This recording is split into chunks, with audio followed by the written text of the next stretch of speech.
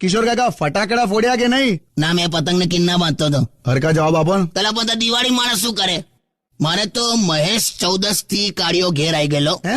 અરે કાળી 14 થી મહેશ ઘેર આવી ગયેલો. ઓ તમારો સાળો કાળા કટ્ટા. હા, તે ફટાકડા એ ફોડ્યા કરતો હતો ફટાકડા.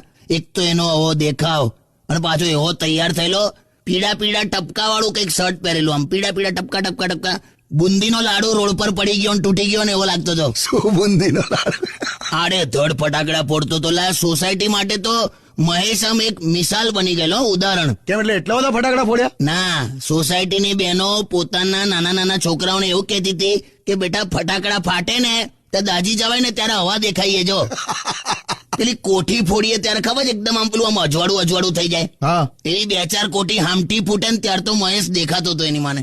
અને પેલા સુથડી બોમ્બ ને ચકલી ટેટા તો એવી આઈટમ છે ને, આમ ફૂટે તો ધડ દઈને ફૂટી જાય, બાકી હળગીના મોલવાઈ ગયેલું હોય ને તો ખ્યાલે ના આવેલા. આખો પરિવાર તઈ ટેન્શનમાં જોયા કરતું હોય આમ એક બાજુ. હા, આપણને એવું થાય કે બંધ થઈ ગયું છે, પછી પાસે જઈએ ને તો ફાટે એકદમ. આમ દૂર પેલું આમ ઝીણું હળગ્યા કરતું હોય. અને ત્યારે છે ને ડોહાઓ બહુ એક્ટિવ થઈ જાય. એમ સળગે છે કે સળગે છે, સળગે જો છે.